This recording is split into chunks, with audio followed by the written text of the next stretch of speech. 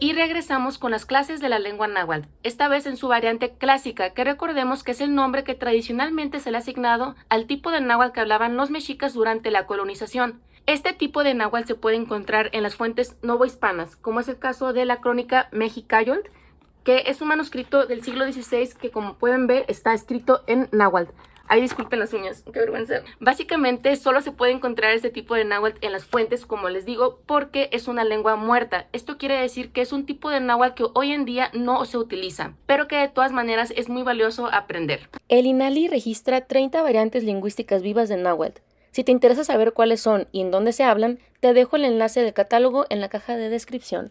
Hoy les tengo preparado la segunda parte de un video que fue muy gustado en su tiempo en el canal y es el tema de los difracismos. Para refrescarles la memoria, los difracismos son más allá de una simple figura literaria, que no solo utilizaban los antiguos nahuas, sino también otras comunidades indígenas del pasado y del presente. Los difracismos es una manera de conceptualizar y codificar el mundo. Como ustedes saben, nosotros los mexicanos nunca decimos las cosas tal cual directamente, sino que hacemos rodeos, decimos eufemismos, hacemos albures, rimamos, cantamos y de todo. Y esto lo hacían también los mexicanos antiguos, lo cual se puede ver en los difracismos. Para darme a entender mejor hay que utilizar un ejemplo. Quizá el difracismo más conocido de todos es este, Ixochitl Incuicatl. Es bien fácil distinguir los difracismos porque la mayoría de ellos, no todos como veremos al final del video, tienen este modelo, en el que vemos un par léxico, primero con la palabra Xochitl, que por sí sola significa flor, y en la otra Cuicatl, que significa canto, ambas precedidas por la partícula in. Y aunque literalmente significa flor y canto, realmente los mexicas querían con esta construcción dar a entender al campo semántico de lo poético, de la belleza hablada. Es decir, los mexicas, para referir a un campo semántico o a una noción o a un concepto, utilizaban dos palabras que desde su cultura eran relacionadas con esa tercera cosa. En este caso, la poesía o la tradición oral era altamente estimada y considerada muy bella para los mexicas, por lo cual lo asocian con la flor. Y la palabra Cuicatl nos recuerda que la poesía era siempre acompañada con un contexto ritual en el que había música, en el que había tambores, en el que había una coreografía y demás. Una manera de representar al discurso embellecido es de esta manera. Vemos que de los labios del personaje salen 3 vírgulas, signo que representa el habla, o en este caso, al canto, como le indica la florecita que está encima de la última vírgula. Afortunadamente tenemos registrados muchos poemas del México antiguo, y si te interesa acercarte a ellos, yo te recomiendo mucho este libro de Miguel León Portilla, que ya es un clásico. Hoy en día Miguel León Portilla no es mi traductor del náhuatl de preferencia, ya que pues recordemos que él es pionero y que hoy en día ya hay traducciones más exactas y más precisas, pero bueno, este realmente es un libro muy utilizado por mí, como pueden ver, y no solo tenemos poemas de la tradición de México Tenochtitlán, sino también de Texcoco, en el que resalta la figura de Nezahualcóyotl, y también de la tradición de Puebla y de Chalco. Entonces les recomiendo mucho este libro, que pues tiene el poema náhuatl original, la traducción por León Portilla y un poquito de contexto. El segundo difracismo también es bastante conocido y es Inatl Intepetl, que aunque literalmente significa el agua y el cerro, realmente lo que se quiere dar a entender es lo que hoy llamamos como ciudad. Era tan importante y tan utilizado este disfracismo que tarde o temprano, en vez de decirlos por separados Atl y Tepetl, se fusionaron en una sola palabra, Altepetl. De hecho, uno de los glifos más repetidos en los códices es precisamente el glifo del Altepetl, que se trata de una montaña estilizada cuya textura evoca la piel de un reptil, quizás Hipactli, y que representa una boca o acceso en la base, que también es una cueva por la que puede salir el agua. Cuando el glifo del Altepetl va acompañado con otra figura, normalmente en la cima, este está dando el nombre de este cerro. Por ejemplo, en estas dos imágenes vemos a la figura de Tlaloc, que quiere decir que es el Tlalocan este cerro. En este caso sabemos que el lugar que están representando es Chapultepec, gracias al chapulín que está encima del monte. Este difracismo tiene dos explicaciones, una bastante obvia y otra más mitológica. La primera explicación refiere a las características que los antiguos pobladores mesoamericanos preponderaban para elegir el lugar en el que querían establecerse. Por ejemplo, ellos preferían vivir cerca de un cerro y de un cuerpo de agua porque pues recordemos que eran pueblos altamente agricultores y necesitaban de estos ríos para abastecerse. La segunda interpretación, mucho más mágica, refiere al pensamiento que hoy en día muchos de los poblados indígenas mantienen. Y es que ellos creen, y yo también creo, que dentro de los cerros se encuentran almacenados toda el agua de la lluvia. Ellos creían o siguen creyendo que los cerros son grandes recipientes de agua, agua que viene desde las profundidades subterráneas. El tercer difracismo es Inignopili Inmasewali, que refiere a la gente humilde, a la que necesita chambearle. ¡Vamos! ¿Quién quiere chambear? Pero que literalmente significa el huérfano y el merecido. Otro difracismo para hacer referencia a la gente, al pueblo, es Incuitlapili Inatlapali, que literalmente significa la cola, la ala. El siguiente difracismo me encanta porque me parece muy divertido. Es Intochtli Inmazatl, que aunque literalmente significa el conejo y el venado, realmente lo que se quiere dar a entender es a la vagancia.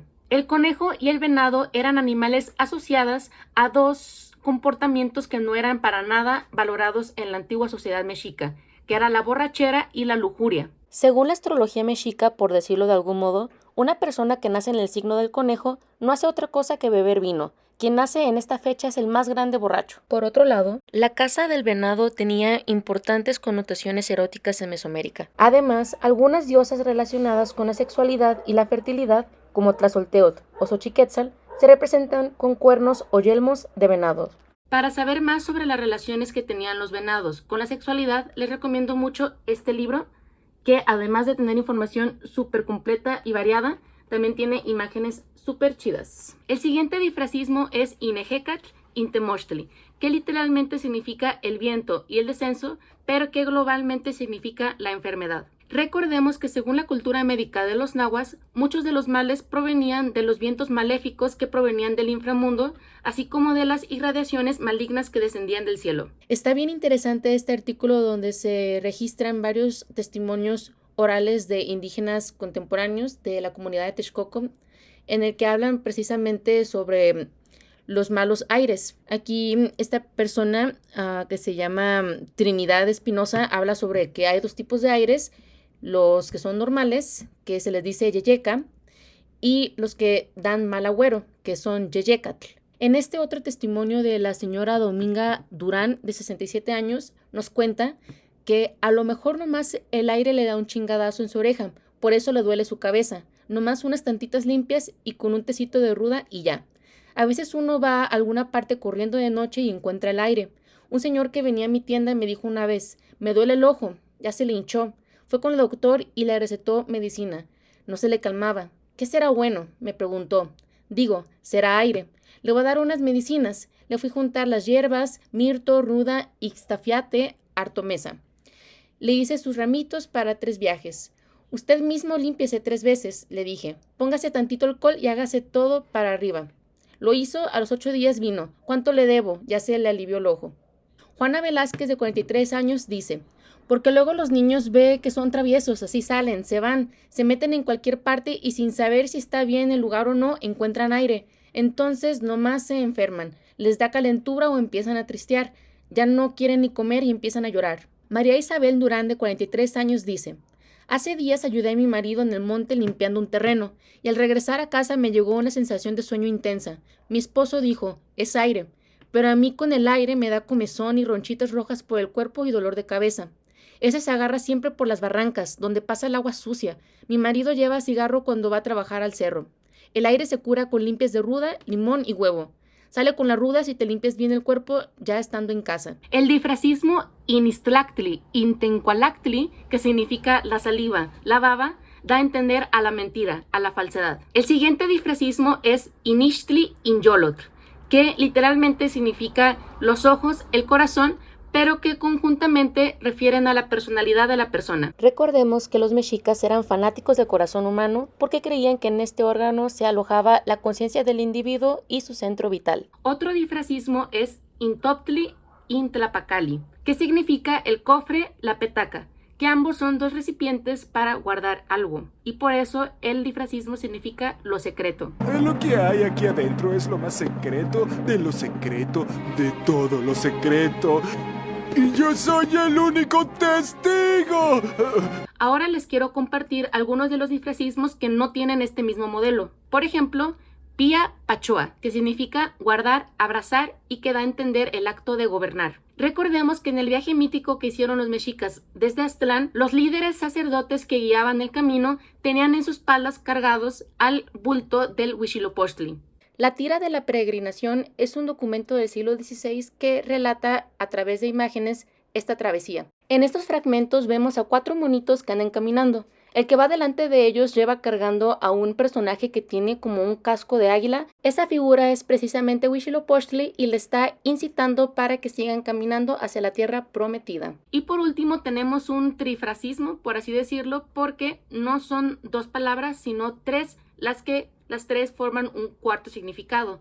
El ejemplo sería Intexcali, Inatlauhtli, Intepexitl, que significa el risco, la barranca, el peñasco, para indicar un lugar lleno de peligros, de trabajos. En las fuentes novohispanas se suele contraponer a los toltecas de los chichimecas. Estos últimos siempre son descritos como personas bárbaras que viven en riscos y en lugares peligrosos y poco fértiles, y por ello es usual encontrar a este disfrazismo en ese tipo de pasajes históricos. Y bueno, esto fue todo por el video de hoy. Muchas gracias por su atención. Si te interesa una tercera parte de los disfrazismos, por favor déjamelo en los comentarios.